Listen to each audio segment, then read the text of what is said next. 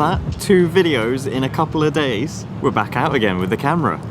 A few days in a row. This is good momentum. This is what I'm looking to build. First of all, I just want to address all of you who enjoyed the previous video. We had a lot of fun out and about taking the photos and experimenting, shooting just JPEG only on the Fuji. It's done exactly what I wanted it to do, which is fuel some momentum and inspiration and just kind of get the ball rolling into a rhythm. I think so many things in life are all about having good rhythm and good sort of movement on things, and creativity is absolutely key on that. Today is going to be a follow-up to that. So after I posted that video shooting JPEG only, there were a few videos that were recommended in the YouTube sidebar, and naively I didn't realize that there was such a massive community about film simulation recipes. I always knew that the color was great in Fujifilm cameras. I mean, I've spoken about it at length, and I've always known that you can get the best color when you shoot JPEGs, but I must admit I'd never properly taken the time to spend a day shooting JPEGs. I'd only ever done like a few little tests and things and compared it and just got on with things and always shot RAW because I've always liked the flexibility of shooting RAW. But it was honestly very eye-opening to see the JPEG results, and also to see the whole community of Fuji recipes and apps and websites and things like the Fuji X Weekly. And yeah, I kind of don't know how I had no idea about this. I mean, obviously I've been very invested in Fujifilm stuff for the last few years, and it's this underground community that I was just sidelined to. Now, I'm not saying that this is going to be a long-term thing of shooting JPEG only, but it's done exactly what I wanted it to do, which is to reduce the friction of publishing these videos. I've spoken many times before that I think I have an addiction to the camera shutter. I love the mechanics of taking a photo, and I love the process of using a camera. But as soon as you start introducing friction of editing and things like that, it starts to slow it down, and you don't get that addiction hit. So I'm enjoying the aspect of shooting JPEG for now, and it's allowing me to get videos out quicker and enjoy them, and that's kind of what it's all about, right?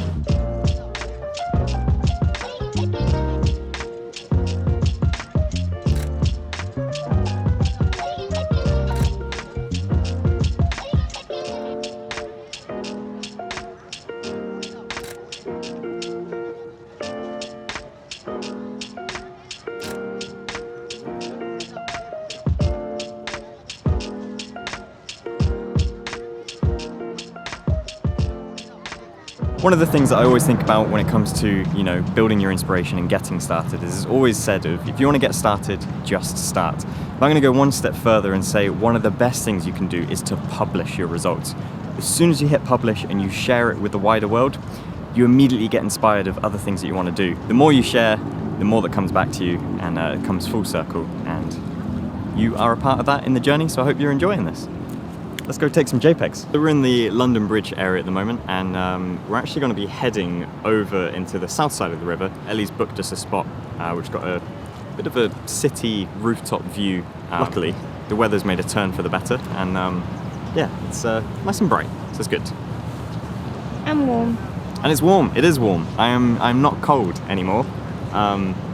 Everything since publishing that video, everything has been an upward trend. It's been an absolute smile of a graph.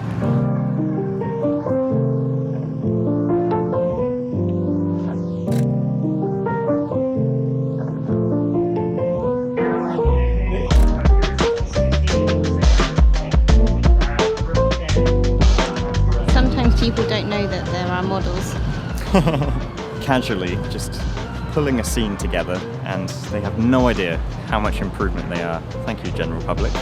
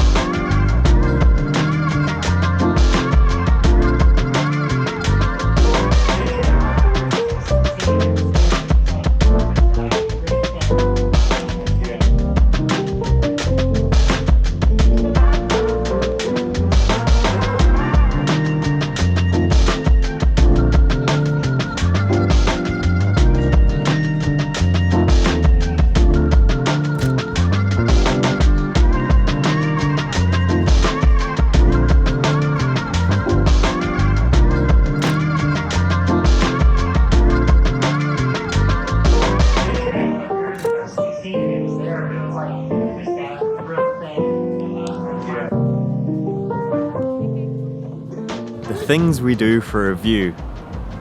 Once again, Ellie pulls it out the bag with a brand new find. That bar that we were in just then opened I think it was like sometime this year. a couple of weeks ago, Yeah, maybe? after lockdown. It's new. It's new and it's great. It Got felt good views. very pleasant to be having house vibes, good views, good lighting. My beer was fantastic, by the way. Had a couple of those. For those who are wondering, it was the Voodoo Haze, New Belgium Voodoo. I've had a few beers. What's it called?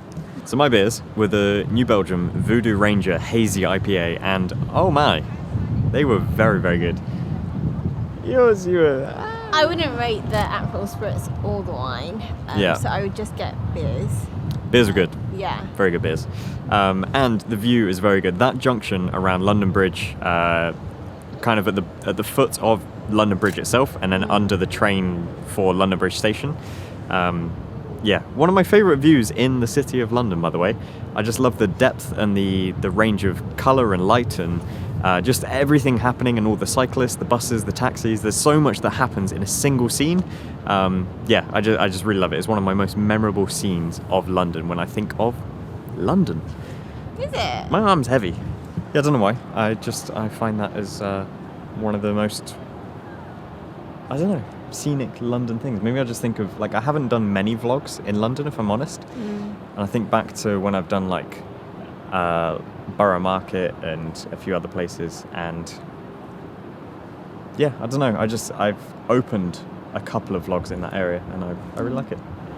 I think Borough is a great place to eat out and drink, by the way. So Absolutely. This vlog has taken a turn for the merry. Anyway, I had some thoughts to share. Just had a viewer recognise us over by the riverside over there. Unfortunately, I didn't catch their name, and I feel awful about it, but it's been a long time since someone's recognised us in London, but I just want to say it's always so lovely when people do. A lot of people message afterwards and they're like, hey, I saw you out shooting in whatever area, and yeah, whenever someone comes over and, you know, just have a little conversation, whatever, it's really nice to build that connection and community. Just want to say right now how grateful I am for the community and for building this and having the channel. It's always lovely to meet you guys in person, and that was a prime example of that.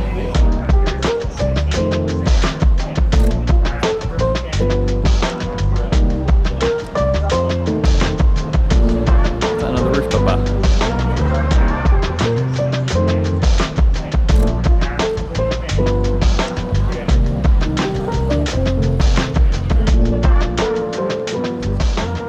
So I know that I said in the last video I was going to shoot JPEG and not edit them. I was quite literally, what you saw of the photos came straight out of the camera. For this one, I am going to edit them slightly. Namely, I'm going to be doing some cropping if it's needed. I'm also going to potentially adjust the transform controls and the verticals on things, and just making sure that things are perspectively correct. I'm still shooting with the 16-80. I'm enjoying it for photography, and yeah, it's coming out pretty sharp. I think I'm still forming my opinion on this. I get a lot of questions about this lens, and I'm not 100% sure about it. But I think optically it is a pretty great lens. It's definitely sharp. I'm liking that. f4, not really too much of a bother for me. I do miss the f2 of my previous lenses that I was using. I have actually got the 50mm f2 in my bag. But yeah, I'm continuing to enjoy the 16-80. But anyway, I'm going to be adjusting the transformation, the verticals perspective on things in Lightroom if I'm editing in that, or maybe Capture One. I'm kind of testing that out at the moment as well. That's another thing. But yeah, of course, I can edit the JPEGs if I want to, but the main point of this is that I'm just loving that frictionless approach of just take the photo, publish it, share it, enjoy it, and yeah, just move on to the next one. I think it's a very refreshing feel to photography. Likewise, shock horror, another bit of news. My favourite film simulation has changed. It's no longer classic chrome. Classic negative I have discovered and experimented with. I think that's only available in the X-Trans 4 sensor generation. So things like the X-T4, the X-T3, and the X Pro 3 and maybe some others. Classic negative, really enjoy that as a film simulation. Yeah, great option to shoot with.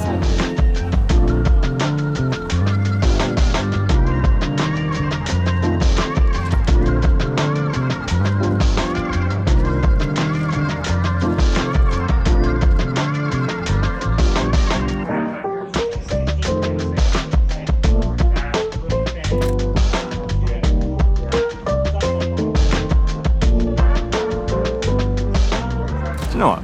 I've never actually been down to one of these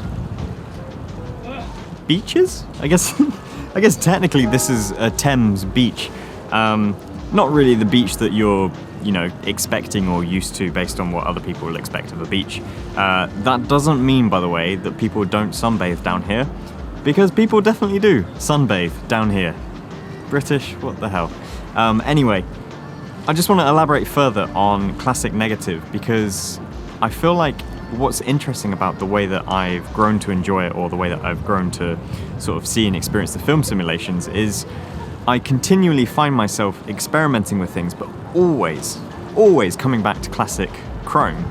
Usually we'll be out in Asia and shooting in areas, say like in Japan, where classic chrome just works beautifully. I just love the way that it works and the aesthetic. But what I found in other areas, and particularly in London, when shooting in classic chrome, I find that there's a little bit too much contrast at times. It's like the shadows are a little bit darker, the whites are a little bit brighter, and there's also a lower saturation in those highlights and those midtones. Classic negative kind of fits the balance perfectly between all of them while still having that stylistic approach. So for example, here's an image, and I'm going to show the raw version of it in classic chrome and in classic negative, and you'll see the difference between the two and why I think it's such a phenomenal film simulation for these new generation Fuji cameras. Ellie, what's your favourite film simulation? Classic chrome. I can't change it.